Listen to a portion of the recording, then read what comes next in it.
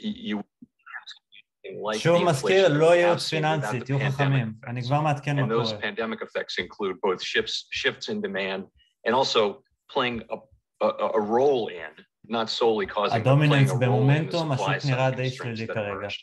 So as for the pandemic, it did lead directly to an extraordinary shift in demand away from in-person services and to goods.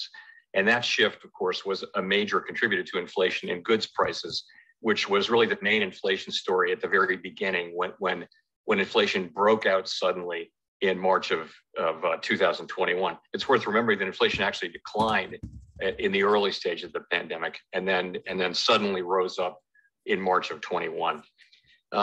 The pandemic also contributed to constrained supply in a number of important ways, including a large and persistent reduction in the size of the labor force, which contributed to extremely tight labor market conditions and upward pressure on wages.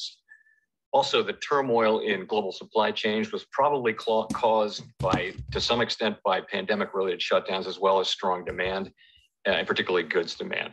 I think cars are a good example. So yes, people had money and rates were low. איתרם שובר נמוך יכול להגיע בערך לכאן. But also the pandemic אם הוא מצליח להחזיק מתחת לזה, shifted demand upward for cars because זה some people יכול wanted to להמשיך avoid לרדת public טוב. transportation. שוב, הוא צריך להחזיק That amped up מתחת, new יש לנו איזה חצי דקה. Demand for new and used cars. And also the shortage of semiconductors for cars emerged from pandemic-related demand shifts אני בשורט אגב, So, the bottom line for me is that there's really a role for both here. And the two are tangled up in a way that's really not easy to disentangle. הוא יכול אבל להסתובב פה ב-1593, שנייה אני מקשיב אבל לנאום. I think that the danger and cost of inflation, can't be exaggerated. In September of 1979, זה יכול להמשיך ככה עוד 2 דקות, נראה לי זה אזור טוב לסיבוב למעלה, אבל בוא נשמע מה הוא אומר. The damage that was being caused by inflation and the need to bring it down, even if it required great costs and other economic. בשורט על האיתריום עכשיו? כן, אני ב-25%. עד שהוא יגיע לאיפה, לדעתי הוא ייעצר פה איפשהו, כרגע, בינתיים, יוכל להמשיך לרדת עוד. ואז אחר כך פוש, עלייה. To bring inflation under control today, to face the potential economic costs. I took some comfort from your recent remarks in Jackson Hole, which seemed an attempt to signal that kind of resolve. But I do remain concerned that, that... הוא יכול להיעצר פה, אבל תיזהרו. אני אעדכן אתכם, יש לנו... אמרתי, יש פה מומנטום מאוד חזק, כל עוד הדומיננס ממשיך ככה, הוא אומנם עולה נורא מתוח, אבל כל עוד הוא ממשיך ככה ולא שובר מתחת לנר הזה, אנחנו... Sure. So I think it's worth going back and remembering, and I pointed this out in my remarks 2 weeks ago, Jackson Hole, 10 days ago, that what Paul Volcker did and the Fed did to finally get inflation under control followed several failed attempts to get inflation under control. And what had happened over the course of that long period of inflation is that the public had really come to think of higher inflation as the norm and to expect it to continue. And that's what made it so hard to get inflation down in that case. So it is very much our view and my view that we need to act now forthrightly, strongly, as we have been doing, and we need to keep at it until the job is done to avoid that. We think we can avoid the kind of very high social costs that Paul Volcker and the Fed had to bring into play in order to get inflation back down and set us up then for a long period of price stability. That speech, the point really there was to deliver a speech that was narrowly focused on inflation, more direct, and a lot shorter than a typical Jackson Hole speech.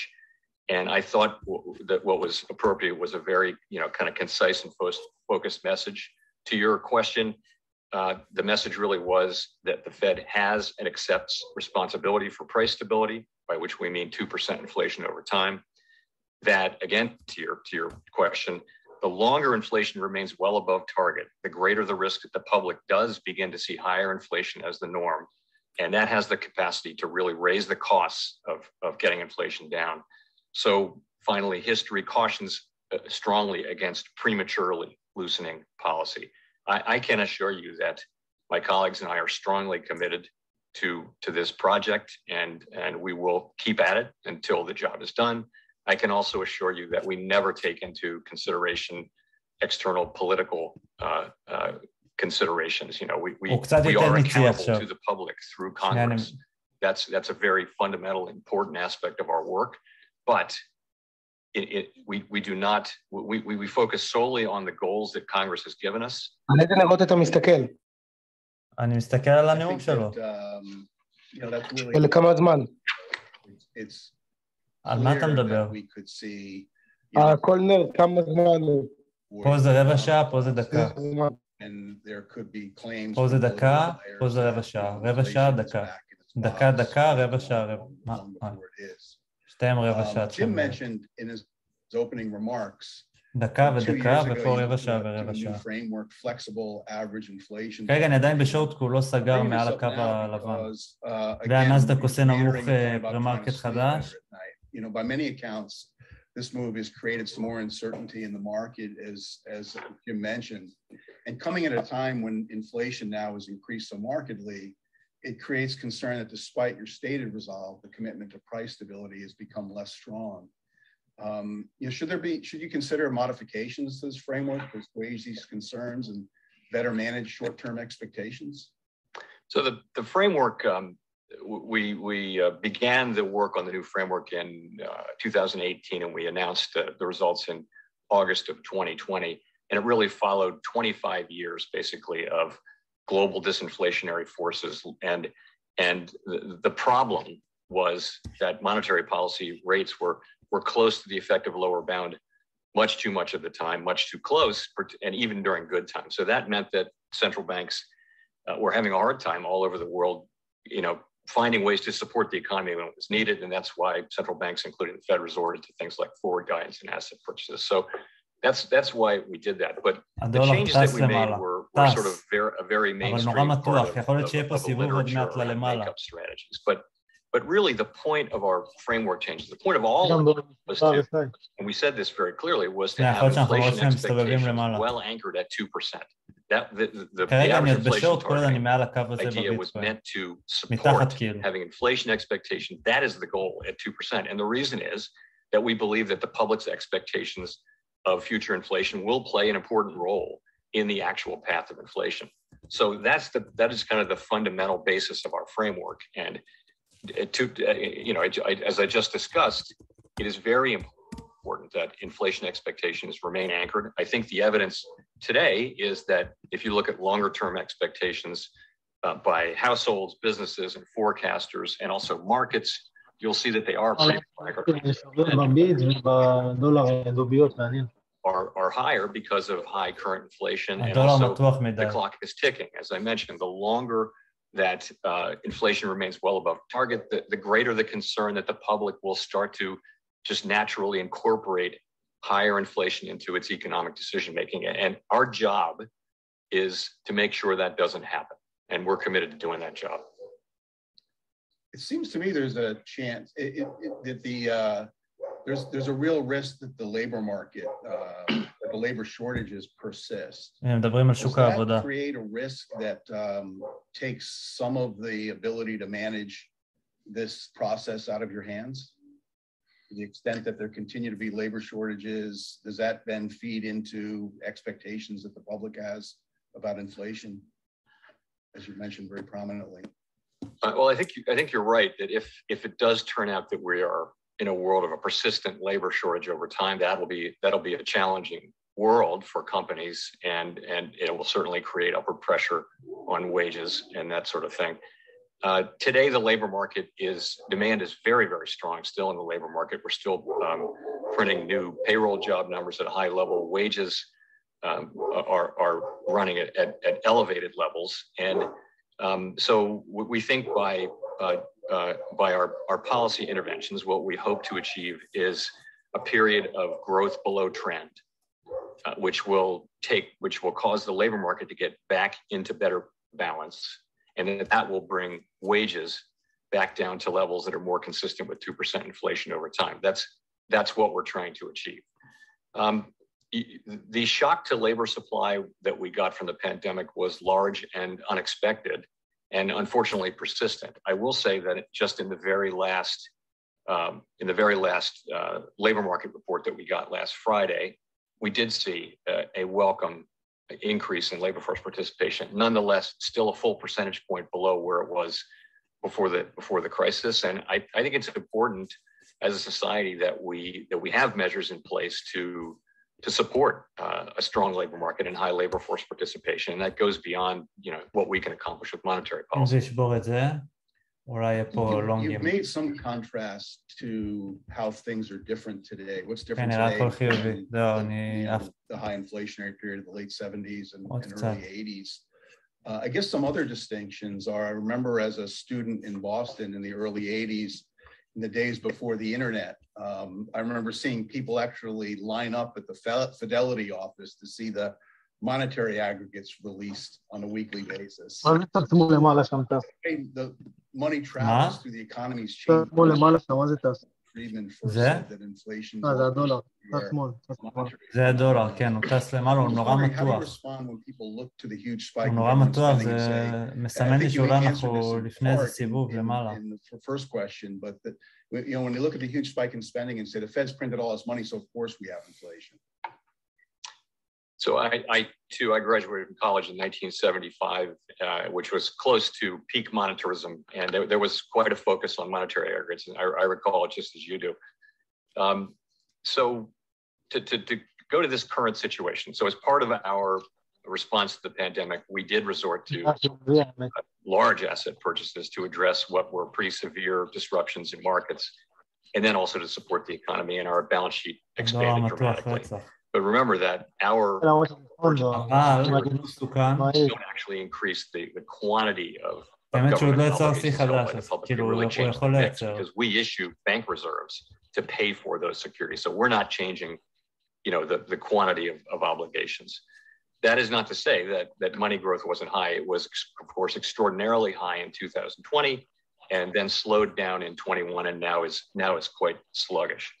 And I guess I would just say it this way.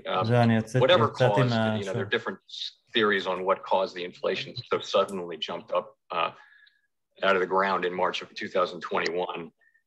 Whatever that cause was, the relationship between the money supply and inflation, economic output, has been much more unstable than it was in Friedman's day for a very long time.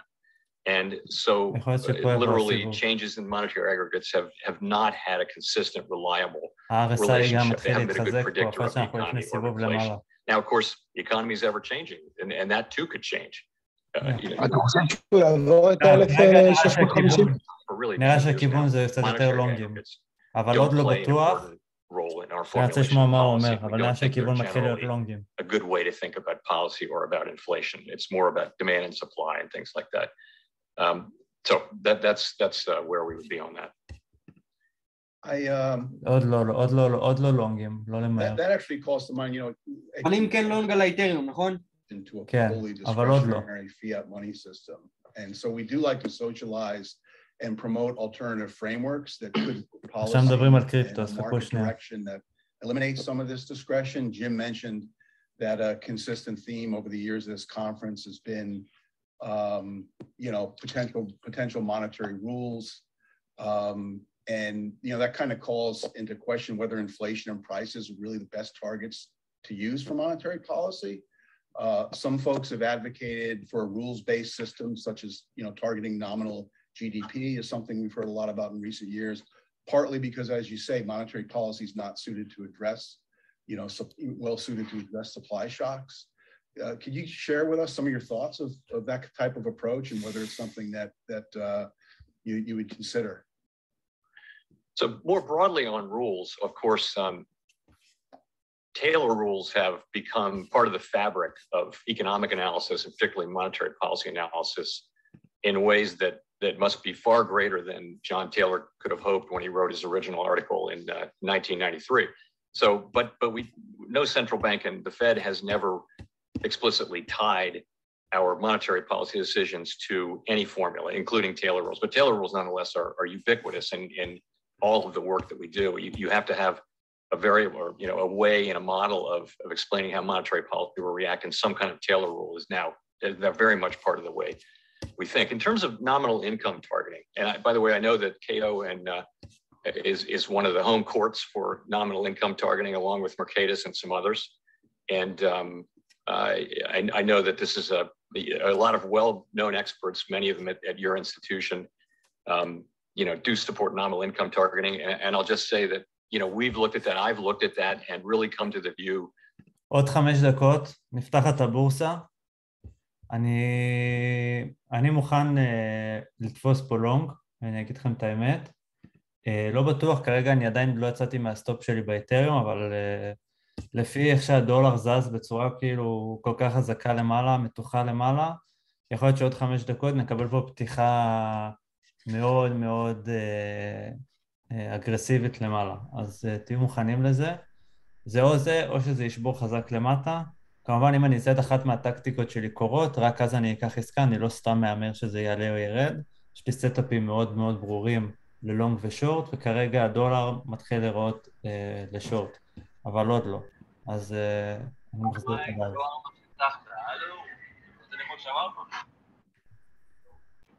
הפתיחה ב4 ברור, 4.5 זה פותח לזה את הצורה.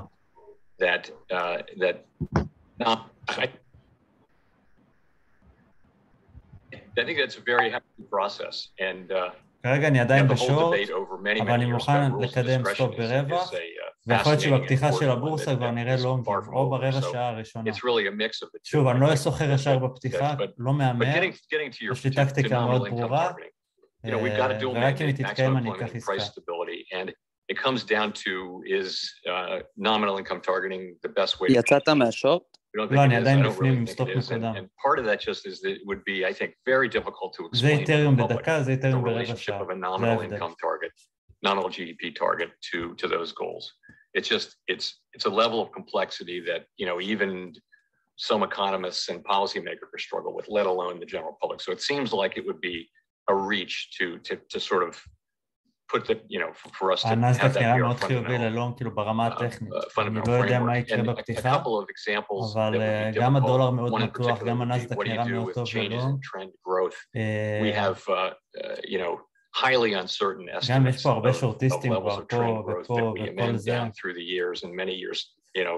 Many years later, we may have a very different view, but it is broadly understood, I think, or believed, thought that trend growth has declined considerably rather, over the course of the last, since the global financial crisis. So how do you incorporate that into a nominal income target? Do you just raise the contribution of inflation, or do you annually re-estimate trend growth? And if you do that, you're incorporating both communications issues, but also, just big chances of policy error, because we just don't know these things with that kind of, we don't know any with that level of certainty. So עוד 3 דקות מתחיל הפתיחה, יכול להיות שיהיה פה הפתיחה חזקה למעלה. And it's not something that we have chosen to do or that we are currently looking at. You mentioned a dual mandate. I don't want to ignore the unemployment rate during this conversation. אני כבר מוכן לפתוח לונג בפתיחה של הבורסה, אני נראה מאוד חיובי. Fully discretionary. Also regret the adoption of the dual mandate. לא בטוח שזה יקרה, יש עוד 2 דקות. Focus on monetary stability. אני אמרתי אני מוכן. כרגע הדולר מתחיל לתקן למטה, זה כבר מתחיל לראות דווקא לכיוון טוב למעלה. כרגע אני עדיין בשורט פה. הנה. So Peter, as you know, we're created by Congress in statute, and Congress assigns our goals, and it has assigned maximum employment and price stability. It's my view that the dual mandate has served the public well and is generally workable. In particular, at the moment, I don't see the 2 goals as in conflict at all, because without price stability, we will not be able to achieve the kind of strong labor market that we want for a sustained period that benefits all. So I don't see a case for moving to a single mandate, but that's really a question for Congress, and we will of course implement whatever mandate Congress gives us. To your point about maximum employment, it's true that, and we do say that and have for some time, that non-monetary factors are really what drives the level of maximum employment, which clearly changes through the business cycle and over time. but we can and do assess that, and we do it transparency. And you know, Congress has said that should be a goal, a co-equal goal with price stability. So that's what we're implementing. And again, I don't think there's a strong case for changing that. I don't think it hampers us in our pursuit. And I think we can achieve both goals in the medium term. You stole my follow-up because you started out saying Congress sets the mandate, and so my follow-up was going to be, well, should the mandate, you know, should they consider changing the mandate? I think you've answered that. But I guess the natural follow-up might be then that, you know, if the dual mandate weren't enough, there's been talk of adding more, you know, more elements to, you know, the Fed's objectives, including like racial equity that seem, you know, far from the Fed's ability to address. In addition, you know, the Fed's banking system to the broader financial system and its regulatory responsibilities were widely expanded in the wake of the financial crisis. You know, how does continuing expanding the Fed's mandates not undermine focus on that fundamental responsibility of monetary stability beyond things such as the, you know, the employment element of the mandate? So I think our current mandate is appropriate, and I would not want to see it narrowed or broadened. עוד לא סגרתי את השורט, אני עדיין בשורט, אבל יכול להיות שיהיה פה עיכוב למעלה. הנר הזה עוד לא נגמר, זה יכול להיות נר חיובי, לקחת את כל המומנטום למעלה, יכול להיות נר חיובי, לקחת את כל המומנטום למעלה, יכול לסגור שלילי ולרסק הכל, יש לנו עוד 26 שניות. And I think that dual mandate has served the public well. I really don't think אם זה יסגור פה מתחת לאזור הזה, מהדומיננס, הכל טס למעלה. אם הוא סוגר פה חיובי, פתיחה די קשה. More broadly than that, though, I think it's really important that we stick to our assigned tasks and resist the temptation to take on issues that are the province of elected representatives or of Congress. And if we do that, if we do stray from our mandates, that will eventually undermine the case for our remaining independent. And I think, you know, Fed independence is an institutional arrangement that has served the public well. And I think that's pretty well documented and accepted. I mentioned a couple of times, you know, our concern about a fully discretionary system. And one of the biggest of those concerns is that in the face of, you know, large economic dislocations, you know, we've been running, you know, what really amount to unprecedented experiments. You know, I would cite the, you know, quadrupling of the Fed's balance sheet in the wake of the 2008 financial crisis, and then, you know, doubling it again during the pandemic. You know, to your credit, it was right before the pandemic that you were beginning to move towards reducing the balance sheet. Could you shed some light for us on where you hope to take the balance sheet over time, and you know, what's the way that you know really try to get there? Do you see the Fed ever moving back to a scarce reserve framework like it had before the 2008 crisis? Sure. So in the last cycle, הנאסד"ק מעל הנמוך פרמרקט, אם הוא צריך לסגור פה מעל, הכל ירוץ איתו למעלה. יש לנו עוד 40 שניות. זה נראה שהכל מתחיל לרוץ. אם הנאסד"ק יצטרך לסגור פה מעל, יהיה פה הרבה מומנטום. אני כבר זהו אהבתי מהשורט. By the end of that period, we had a balance sheet that was significantly smaller relative to the size of the economy. אם הוא צריך לסגור פה מעל הקו הכחול הזה, סיכוי טוב שיהיה לנו פה עכשיו עליות. זהו, אני כבר כן. And once again, now we are embarked on shrinking the balance sheet, and the test will be back to levels that satisfy the public's demand for our liabilities. That's currency and reserves. Also with reserves maintained at levels that are consistent with our ample reserves regime. So the balance sheet is substantially larger now, obviously, and consequently the runoff process is designed to be substantially faster than in the last cycle, to the tune of on the order of $1 trillion of runoff per year. That process began in June. Once the process began in June, and the pace of the balance sheet increases, actually rises this month. The plans are spelled out in detail on our website around the January and May meetings. And of course, one thing we always say is that we're prepared to adjust the details of the plan based on economic and market developments at any time. As far as returning to a scarce reserve regime, I guess I would say that I think that our current operating framework is a better one, and I don't see a case for returning to scarce reserves. Now, why is that? So the world has really changed as a result of the global financial crisis and the pandemic. The scarce reserves framework would be challenged to work in a world where there's very high and sometimes volatile demand for safe and liquid assets. Central banks may need to rely on large-scale asset purchases again from time to time in response to severe shocks. And remember that the large financial institutions hold very large quantities of safe assets now as a liquidity buffer, and that includes a lot of reserves. So the bottom line is that the quantity of reserves is just so much higher. Try to manage scarcity, and demand will be volatile too. So I think that the current system works well and provides a lot of liquidity to the system, which is kind of a net gain. And digital currency has obviously been a very important in these conferences, but the Fed has stepped into this arena with a discussion paper on a central bank digital currency and several speeches from Fed governors. Our team has reviewed more than 2,000 comments that the Fed central bank digital currency discussion paper received, and we find that about 2/3 of them are concerned or outright opposed to the idea. Commenters raised concerns of financial privacy, financial oppression, and disintermediating the bank system, some of the same concerns that led me to write that letter to the editor 7 years ago. How can these serious concerns about the digital currency?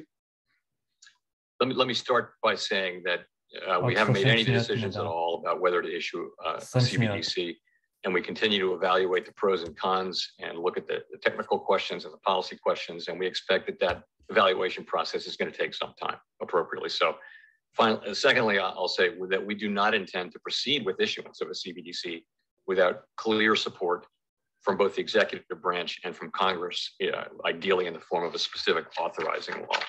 So we did it was very gratifying, 2,000 and some comments, and I won't tell you that I've read those, but I've read all of them, but I've read some of them, and I've read the summaries, and it's a lot of very thoughtful concerns, including the ones that you raised, and there are things that we're considering very seriously. So we in our own paper, we suggested that a CBDC in our jurisdiction should be privacy protected, intermediated, widely transferable, and identity verified. So on privacy protection, let's start with that. Very, very important. And we all see what's happening with the digital RMB. And the issues with privacy. We would not want a world in which the government sees in real time every money transfer that anyone makes with a CBDC. That would not be something that would be at all attractive in the American context. So privacy protection is going to be extremely important, and we're attentive to striking a balance, of course, between law enforcement and privacy protection. But that can be managed in the same way that it's managed in banking, or in some similar way. זה קצת קשה לי ככה איתו. באיזה רמה המחיר הזה? נסדק 296.41, אם מצליחים לסגור מעל זה, הכל טס למעלה. כרגע הביטקוין והאיתריום מתחילים לקבל קצת מומנטום. דומיננס כבר התרחק מהנקודת כניסה ללונג. מבחינה טכנית כבר, כמובן אפשר להיות בלונג. על הדומיננס, האישור סופי זה מהנסדק, אם הוא צריך לסגור מעל הרמות הנמוכות שלו מהפרי-מרקט, אם כן, הכל טס, זה גם מסתדר, אמרתי את זה גם מקודם, הדולר נורא מתוח למעלה, הוא חייב קצת לתקן, מעניין מה הוא עשה. הוא עוד יכול טיפה לעלות בקטנה כזה, ואז להתחיל את הזריקה שלו, אז לא לרדוף אחרי הנרות הירוקים, לא למהר לרדוף אחרי הנרות הירוקים, כי יכול להיות שיהיו הזדמנויות קצת יותר טובות. פשוט למצוא כניסה עדינה, ולסחור באחריות, אוקיי? כי יכול להיות פה קצת עליות בדולר, גם פה בדומיננס הוא יכול לעלות טיפה, אבל להיכנס קצת יותר בעדינות, לא עכשיו לחפש בכוח, אבל נראה לי שהכיוון הוא בכללי לונגים.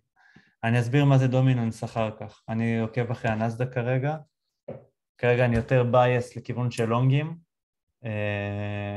גם הייתי ככה לפני 10 דקות. אני קצת נזהר, כי יש פה יותר אנשים מבדרך כלל להגיד, אני עושה ככה ואני עושה ככה, כדי שאם אני אתן, אני לא אפיל אנשים, כי לא כולם פה יודעים לנהל סיכונים. אני רק יכול להגיד שהדעה האישית שלי היא יותר לכיוון של לונג בדקות הקרובות. לא אומר לכל היום, יכול להיות שבמהלך היום עוד נרד, אבל יש פה הרבה סימנים שמראים לי שכן צריך לעלות קצת. יכול להיות שיהיו טיפה ירידות פה ושם או נדשדש. כל אנחנו באזורים האלה, זה עוד לא התגבשה פה החלטה. אם נהיה מעל הקו הכחול פה ונסגור מעליו, אנחנו כנראה נעלה לפחות עד לכאן, לפי דעתי. אם אנחנו נסגור מתחת לקו הוורוד הזה שאתם רואים ונתחיל להתרחק ממנו, אז הכל יחזור לרדת למטה. הנאום של פאוול הוא די פרווה, פרווה, לא יודע, פרווה, כן, די פרווה. אז אני מעדיף כבר להסתכל על הרמות הטכניות, במיוחד שאני עושה כאלה סקלפים. ברגע שסוגרים מעל הקו הירוק, קצת יותר בטוח לקחת לונג, כמובן עם סטופים קצת יותר צמודים, קצת יותר זהירות, הדומיננס מתרחק, כרגע זה נראה לונג לפחות עד האזור הזה, אני אעדכן. כרגע אני חושב שהלונגים זה באמת הכיוון, ואני כבר פתחתי אחד פה, הסטופ שלי מתחת לנר הזה, זהו, נעקוב, נראה מה קורה.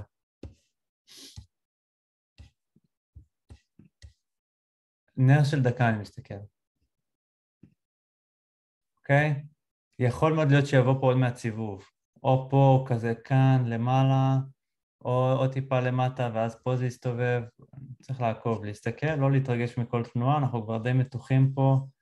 מי שבתלמידים יודע שיש פה כבר טקטיקה לשורט, אז כנראה שיהיו עוד טיפה ירידות ב2-3 דקות הקרובות, לא ירידות כאלה חזקות, גם הדולר עולה. הסיפור פה נראה יותר לכיוון של שורטים בטווח הקצר, לונגים נראה לי יותר בטווח של 10 דקות, רבע שעה ככה. אז לא להיכנס בטיפשות, להיכנס עם סטופים חכמים. מה הסטופ ששמת בערך איזה נקודה? פה, אני כאן. ממש מתחת לזה, עוד שנייה הוא יכול להוציא אותי, זה סטופ מאוד צמוד עם כמות מאוד קטנה. לא נכנסת באיתריום? אני מסתכל פשוט לפי הביטקוין. שוב, רגיל. הבנתי, אבל בערך באיתריום, אתה יכול להגיד לי בערך את הסטופ? זה כבר היית אמור לצאת. כוס. רגע, אל תעשה כלום, כי יכול להיות שנבנית פה מגמה, אני פשוט הולך לפי טקטיקה מאוד מסוימת. יכול להיות שפה יבוא הסיבוב למטה. אוקיי, שוב, תעבדו עם מי שחדש ואין לו הרבה ניסיון, תעבדו עם סכומים קטנים, כי יכול מאוד להיות פה שורט בנקודה הזאת, כי אנחנו עדיין לא ממש התרחקנו מהקו הכחול. אתם זוכרים? מתחת לקו הכחול יותר שורטים, מעל הקו הכחול יותר לונגים. כרגע אנחנו על הקו הכחול, עוד לא התגבשה פה החלטה. אוקיי? אתה רואה, עכשיו זה חוזר למעלה, אז לא צריך להיבהל. הכיוון נראה די חיובי. לקחתי $50, יצאתי. דווקא חבל, זה דווקא לדעתי עולה עוד יותר. אם עכשיו... לא צריך להיות חזיר, אחי. אני פעם הייתי סוחר בסכומים גדולים עד שחטפתי מכה של 6 ספרות של תיק, אז מאז אני רגוע. מה מיוחד בקו הכחול? זה רמה מאוד חשובה מהפרי-מרקט. כרגע אנחנו מתרחקים ממנה, אני מאוד חיובי ללונגים עד סגירת הגאפ פה. אז מה, אנחנו בלונג אופיר להכניס? עוד מעט? אני כאילו כבר, אתה יודע, מהרגע שסוגרים מעל הקו הכחול, מבחינתי זה לונג. כאילו, אני לא יכול להגיד לך זה גם מי שהייתי בתרחיש. מקודם הכנו תרחיש פה, אם אנחנו נעבור גם את הקו הלבן פה באיתריום והביטקוין, אנחנו טסים, אז אני באמת יותר בייס ללונגים. עכשיו, אני אומר לכם, הרבה פעמים סטופים, וכדי שאנשים ייזהרו ולא יישארו עם הרבה כסף ויפסידו הרבה כסף. אני עובד עם סטופ, מה שנקרא סטופ מנטלי. כלומר, אני יוצא מתי שאני מבין שטעיתי. כרגע אני בלונג פה, על איתריום. מאמין שברגע שהקו הזה ייסגר, יכול להיות שיבוא הסיבוב. אני אסמן לכם בדיוק איפה. מאמין שהעליות יבואו בנסדק עד לפה, אז כאן זה בערך הנקודה שזה יסתובב באיתריום. הכיוון יותר לונגים, זה יסתדר לי מאוד עם הדולר, איך שהוא היה מתוח. אני אסביר לכם למה הייתי יותר בכיוון של לונגים. דבר ראשון, יש פה, זה דבר שנקרא גאפ, אוקיי? גאפים נוטים להיסגר בטווח הקצר. גאפ זה כאילו שהמניות, לפני שעות הפתיחה, מה שנקרא, עושות מהלכים, אוקיי? עכשיו, מי שעוד לא נכנס ללונג, תיזהרו, כי פה יכול לבוא איזשהו סיבוב. יכול להיות שאפילו לא נצליח לסגור את כל הגאפ. בכללי השוק לרוב עושה מה שנקרא gap and go, כלומר הוא עושה גאפ ואז יורד, אז אנחנו עולים לשאוף לסגור את הגאפ או להתקרב לגאפ, אבל לרוב בפתיחה עולים לכיוון סגירת הגאפ ואז מסתובבים למטה. יש סיכוי שזה הנזלות אולי, לא? כן, זה הנזלות. מה קורה? יש הרבה אנשים שסוחרים עם הכיוון של הגאפ. יש גאפ דאון, הם שמים שורט על הפתיחה, ואז יש להם לונג על הפנים, אתה מבין? ואז הם יוצאים מהסטופ שלהם. איך תסביר את זה שמאיר ברק עושים איזה מיליונים? אבל לא, תסתכל על הכניסות שלו. הכניסות שלו הן לא ישר. וגם, תסתכל בימים שהוא מפסיד $500,000, תסתכל בימים שהוא מפסיד חצי מיליון שקל, לא דולר.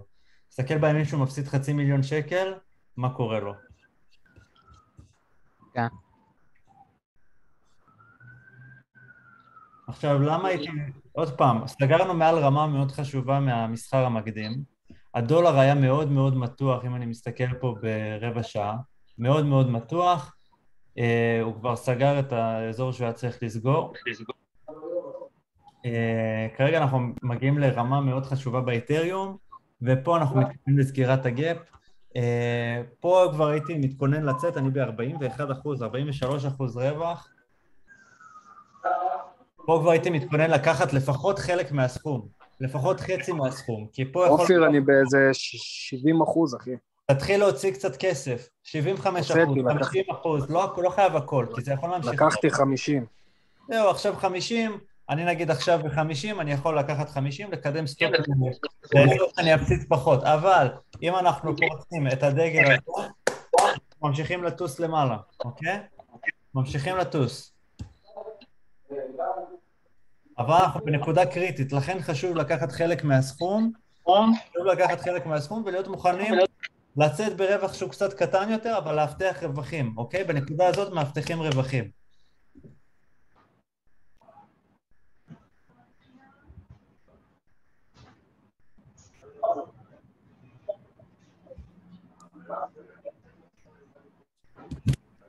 אופיר, איך נקדם את הסטופ? אתה פשוט עושה set profit stop loss ואתה שם אותו במחיר קצת יותר גבוה ממה שהוא. הייתי שם את הסטופ של האתריום מתחת ל-1632. 1631 זה קידום סטופ, אחרי שכבר לקחתי חצי מהסכום, כי אנחנו לפני נקודה שאנחנו עלולים להסתובב בה. אוקיי? מפה יכול להיות שהשוק ימשיך לרדת במהלך היום. אוקיי, אז אני שם על 1631.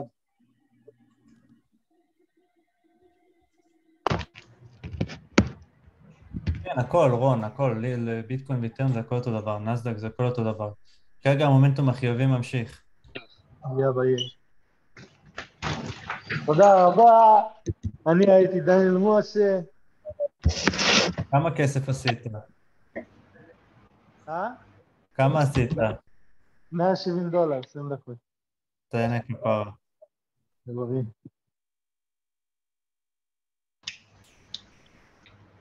יפה, איתן עוד לא זרק, הנסדק פה נתפס. האמת שאפשר גם לפרוץ פה, אבל... זה יהיה קשה, אחרי שבאנו... אם הוא פורץ את 1650, אז הוא בטח טס. באנו יותר מדי חזק למעלה, לא באנו בצורה בריאה להתנגדות הזאת, אבל כרגע אנחנו ממשיכים, יש לנו פה לסגור את הגאפ הזה. הוא עשה פייק למטה, והתעלה יורדת, ועכשיו הגיע לטופ שלה מהר מדי, אז בחרתי לסגור. כן, כן, בגלל זה, אני גם אומר, בגלל זה אמרתי, לקחת חלק מהסכום, להבטיח רווחים. לקחתי קצת. לקחתי... הסלון? כן. חברים, יש לנו... חברים, אתם אוהבים את המסחר לייב איתי? אהבתם? בטירוף, חבל על הזמן, אופיר. חבר'ה, בואו לקורס, יש לנו מבצע היום. 14, ועכשיו לקחתי חצי. כל הכבוד. יש לנו... $7. כמה רווח אתה? כמה לקחתי? בכסף או באחוזים? באחוזים. באחוזים הנה ב-80%. לא כדאי לצאת אולי? לקחתי חצי. כרגע אין עוד סיבה לצאת, אין עוד סיבה לצאת. רק אם נסגור פה מתחת באתריום זה יותר... אתריום, מה בפייק? כן. לא דיברו יותר מדי. 1635? מתחת ל-1630 אפשר לצאת בסטופ, כרגע זה עוד לא הכיוון, אנחנו דווקא די התקררנו פה לפני הדגל, יכול להיות שנפרוץ אותו אפילו יותר חזק. אם נפרוץ אותו לאיזה יעדים אתה מכוון שנגיע בערך? באתריום? 1700? 1719 כזה. כן, אני גם, יש לך שם תעלה יורדת גדולה? אתה גם ככה בניתוח הזה? יש תעלה, באתריום יש לי קו מגמה יורד, אם אתה מסתכל. זהו, כן, קו מגמה. כנראה נגיע אליו, ואם נפרוץ אותו אז בכלל, זה כבר 2,000, 2,400, 2,800, זה כבר יעדים שהם קצת יותר טוב. איפה אני חושב לקדם סטופ בביט? ב-19,200. רגע, אנחנו כבר מתקרבים, זה יכול להיות גם תבנית של היפוך. הדולר, סליחה, כבר סיים לתקן את מה שהוא צריך לתקן, לפי דעתי. יכול להיות שמפה אנחנו נתחיל להסתובב לשורט. כן, הדולר בדיוק תיקן כמה שהיה צריך לתקן. זה יכול להיות דאבל טופ לשורט. אני באופן אישי הייתי כבר מצמצם עוד את הלונג שלי. אני מצמצם אותו בעוד 50%, מה שמשאיר לי רק איזה 10% מהפוזיציה, פלוס מינוס, כי לקחתי 75 בקודם. ואני כבר מתחיל לחשוב על שורטים בנקודה הזאת. מה הדומיננס עושה? גם ירד נורא מתוח, יותר מדי מתוח. יכול להיות שאני כבר אתחיל לחשוב על כיוון של שורט. אתה לא מפחד להחליף מהירה? מה, לא, אני חושב שנפרוץ את הדגל, את האמת. מעלינו אליו יותר מדי מתוח, אני בכיוון של שורט. טוב, אני הגעתי ליד הימי. חבר'ה, רגע, אני עכשיו באתי להגיד משהו. אם אתם אהבתם את המסחר לייב איתי, ואתם רוצים שזה יהיה משהו שהוא בשגרה, לעשות את זה פעמיים בשבוע, תבואו לקורס, יש לנו מבצע היום, תראו איך הוא זורק, תבואו למבצע, יש לנו מבצע, 2,350, זה פחות מ-200 שקל לחודש, יש לכם גם לייב מסחר, גם איתותים שאני שלחתי איתות על איתריום אתמול, שהוא צריך להגיע ל-1620, הוא היה ב-1485, גם איתותים חזקים, גם קהילה חזקה, יש לנו מעל 150 תלמידים, גם המסחר לייב איתי, תראו איך אני פוגע בעסקאות, בסקלפים האלה, בואו ללמוד, יש לכם מבצע מטורף, יש את הקישור בקבוצה, מי שאין לו את הקישור, שישלח לי עכשיו וואטסאפ ויצטרף, ויאללה, בואו ללמוד, אני חושב שזה אחלה הזדמנות, כולנו נרוויח מזה, גם זה משפר אותי, זה גורם לי להיות יותר טוב במסחר בעצמי, גם משפר אתכם, בואו ללמוד, באמת חבל על הזמן, תלמדו טקטיקות, מסחר לייב, הכל, כן, אני בשורט, האתריום יצא לי בסטופ לוס שקידמתי. יופי, אתה מבין? עשיתי $20 רווח. בסדר, ברוך השם, גם משהו. כן. טוב, תודה רבה, אופיר. בכיף. כרגע הנסדק מתקרב לסגור את הגאפ. למה לקחת שורט כבר מעכשיו? לא רואה, עדיף לחכות עוד? לקחתי מפה, אני כבר, אתה יודע, יכול לקחת פרשה, יכול זה. אין מה לדאוג. אתה הספקת, היית כבר בלונג לפני 2 דקות. אתה יודע, אתה יכול לעשות גם לונג וגם שורט. שמעתי על זה מחבר, לא אתה יכול לשים ב-USDT, אני עדיין בלונג עם סטופ וגם בשורט. אתה יכול לשים ב-USDT לונג וב-BUSD שורט. וככה בעצם אתה יכול לעשות 2 עסקאות על אותו מטבע. מה הסטופ שלך לאתריום בשורט? לשורט פה מעל זה. עכשיו בוא נראה, איך הוא מגיב פה לגאפ. אם הוא פורץ אותו, עמוד שהוא עולה עליו נורא מתוח.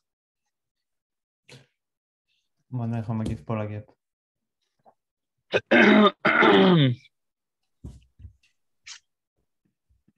מה דומיננס אומר? וואו, איזה ירידה נתן.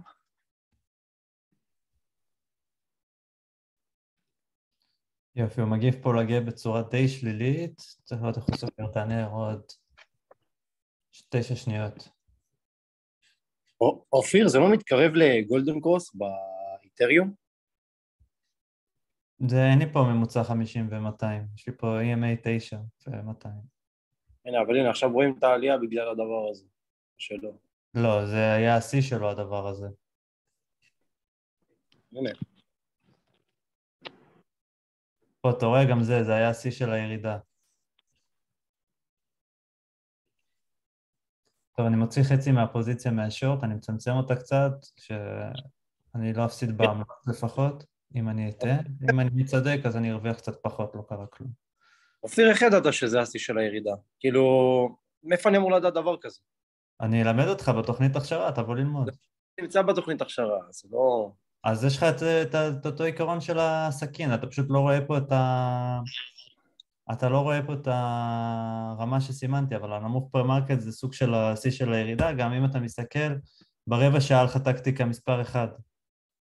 מה זה בנסדק? באקסטרה, הנה. באקסטרה אוורס אתה יכול לראות שהיה לך פה טקטיקה 1, אם היית מסתכל. תגיד, בתכל'ס שאני עכשיו סוחר על איתריום או על ביטקוין, אז אני צריך להסתכל על הנסדק ועל הדולר? אם אתה בשעות שהבורסה פתוחה, כן. אם לא, עם 2.5, 3, אתה לא צריך להסתכל על הנסדק. אז מה אני כן צריך להסתכל אם הבורסה כאילו לא פתוחה, רק על המטבע? על המטבע, על הדולר, על ה-USDT dominance, דברים כאלה. יופי, כרגע אנחנו איך זה נקרא? בגאפ. בוא נראה מה קורה פה.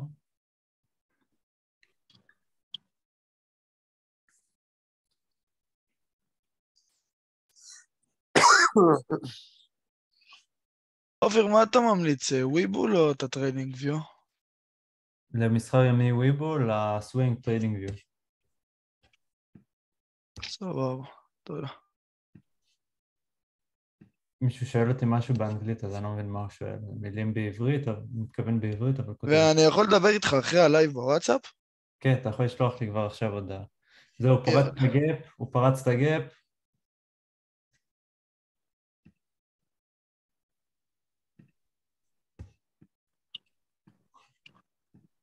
כן, אני עדיין בשורט, אני גם בלונג. אמרתי לכם, אתה יכול לסחור בשתי צמדים.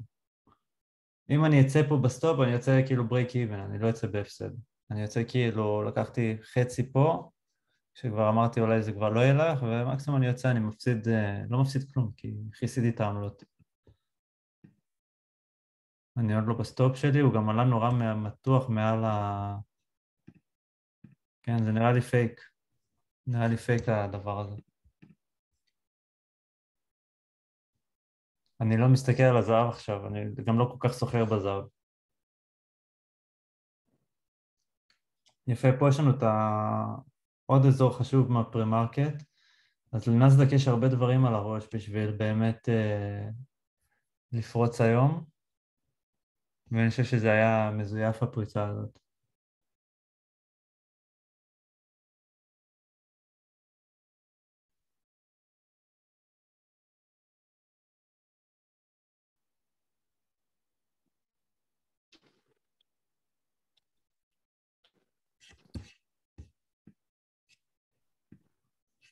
מתי שאתחיל לבצע עסקאות כאלה בזמן הקורס, תשמע, היום קנית אותו, אתה צריך לצפות, לתרגל קצת בדמו, ואחרי שבוע בדמו אתה יכול להפקיד $15.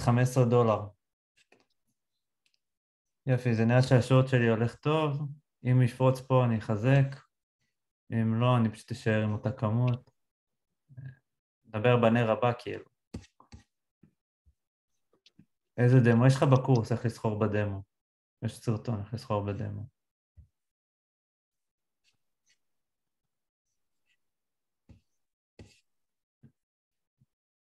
תראו, עלינו יותר מדי חזק לתוך הגאפ, אז הגיוני שאנחנו מפה נסתובב.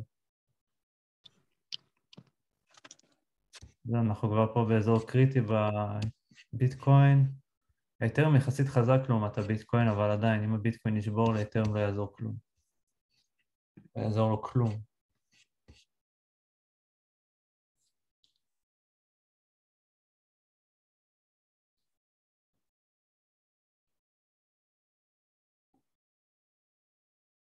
מתי יוצא העדכון 2.0 של האיתריום? עוד שבוע וחצי. ואיך זה אמור להשפיע? איך זה אמור להשפיע? כן. אם העדכון יהיה טוב לטובה, אם הוא לא יהיה טוב לרעה. בסוף זה תוכנה, אתה יודע, יש מתכנתים שעומדים מאחורי הדבר הזה. הבנתי. טוב, הביטקוין לא מחזיק פה, והנסדק שובר בגאפ שלו. ונראה שהתכנון שלי היה טוב לעסקה הזאת. עכשיו, אני לא מתרגש יותר מדי אם צדקתי או טעיתי או זה, בסוף אני פשוט הולך לפי מה שאני יודע, לפי הטכניקות שלמדתי, לפי שיטות, אם עובד, עובד, אם לא עובד, אז עובדים ביום אחר, אבל כרגע אני במצב טוב, כרגע אני 2-2, ואם העסקה הזאת תיגמר ברווח, אני 3/3 היום. ובזה אני אסיים את היום. אבל שוב, בוא נראה איך הנר הזה ייסגר. דומיננס נראה שרוצה קצת... לא, אותו לא נראה יותר מדי מבטיח, אבל אם הנאסד"ק ימשיך ככה, הוא ישבור והכל ירד איתו.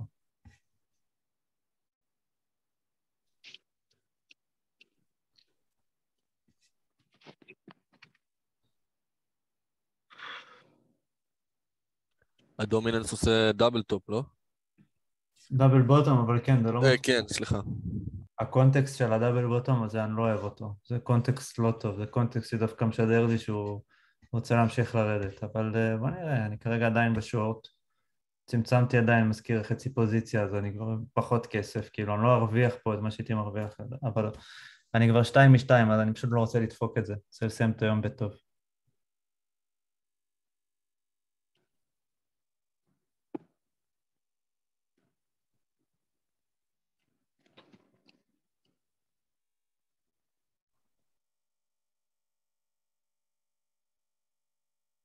ככל שנבלה יותר זמן על הגאפ, אנחנו כנראה נפרוץ אותו. ככל שנראות יותר מבלים זמן על תמיכה או על התנגדות, הסיכוי שהם ישברו אותה הוא יותר גדול. כי זה מראה שאין פשוט לחץ מחירה או קנייה מהאזור הזה. אז כרגע אם בגאפ הזה אנחנו מבלים הרבה זמן, כנראה שאין באמת מספיק לחץ מחירה בשביל להוריד את המחיר, ואם זה יקרה, הוא יפרוץ למעלה הנאסד"ק והכל יעוף, ואני אצא מהשורט שלי, אני כבר מקדם סטופ לפה, אני לא רוצה להפסיד. אני עוד פעם אמרתי, אני רוצה להבטיח ניצחון ביום הזה 3/3, אז אני מקדם סטופ לפה, שורט, והנה, אנחנו רואים, אם עכשיו נתרחק מהגאפ זה מצוין. יופי, כל הכבוד. כל הכבוד. כל הכבוד. מישהו לקח איתי? את איתריום? אני לקחתי. כן? יופי. את איתריום 1641. טיפה נמוך, אבל בסדר. אנחנו מתרחקים משם, אנחנו כנראה נראה... נאסד"ק לא הצליח לשבור את הגאפ. חבר'ה, אתם מבסוטים, לא? וואי, איזה לייב של צליפות. האמת שאני באמת מבסוט על אחלה הסבר. וואי, הנה, נאסד"ק זהו. עכשיו בקו הסגול כבר אני מצמצם את הפוזיציה. יאללה, 12% רווח. כבר אני מצמצם בעוד חצי עכשיו. סכום קטן מאוד נכנסתי. כי אתה לא מכיר אותי עדיין מספיק במסחר, אתה עוד לא סומך עליי, זה בסדר, רק שתראה כאילו שעובדים פה חכם. כשתבוא לייבים הבאים, אתה כבר, יהיה לך קצת יותר ביטחון, גם תכיר את השיטות בעצמך, ואז כבר אתה מה שנקרא, תהיה ציפור חופשייה. זהו, עכשיו אנחנו מתקרבים לאיזושהי תמיכה, אני כבר פה מצמצם את הפוזיציה עוד קצת. כבר לא נשאר לי הרבה, נשאר לי רק $100 בפנים. אז אני מצמצם, אני מעביר את הסטופ שלי לכאן, אני מקדם סטופ לפה.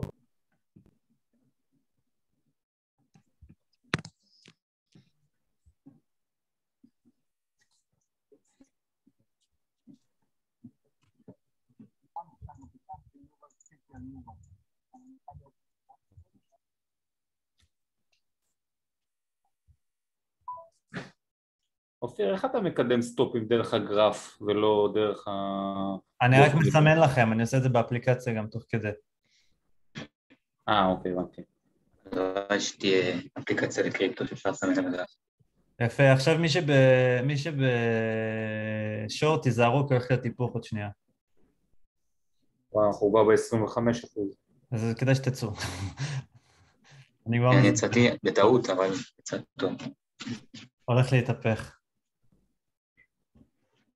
אני לא לוקח לונג אבל. אני לא לוקח לונג כי לא הייתה פה עצירה כמו שאני אוהב בשביל לקחת לונג, אבל זהו, אני סיימתי 3/3 היום. 2/2 גם טוב. כן, אני שיתפתי אתכם כאילו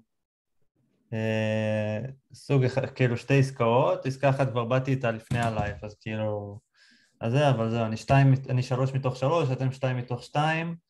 אם אני ממליץ על לונג עכשיו, לא ממליץ כל כך על לונג, אני לא אוהב את הצורה שזה הגיע לפה.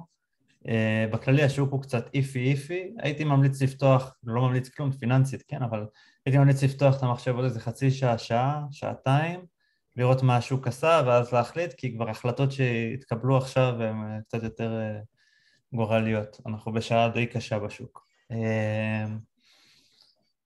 זהו, חבר'ה, שוב אני מזכיר, יש לנו מבצע היום על הקורס, נפל לי הרינג. יש לנו מבצע על הקורס, אוקיי? תבואו, כי יש הרבה לייבים כאלה, אני בדרך כלל צולף את העסקאות, כי אני למדתי הרבה, אני עובד קשה מאוד בשביל שגם לתלמידים יהיה טוב.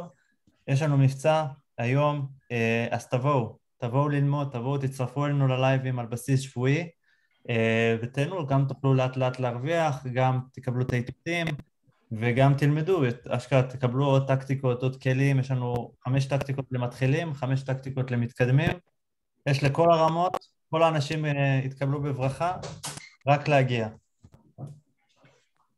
סבבה? אז מי שרוצה להצטרף, שישלח לי וואטסאפ למספר שאני כותב לכם, 052-511-5259, ויאללה, נתראה בצד השני. תודה רבה. ביי חבר'ה. ביי, תודה. ביי, תודה רבה. ביי, תודה רבה. כן.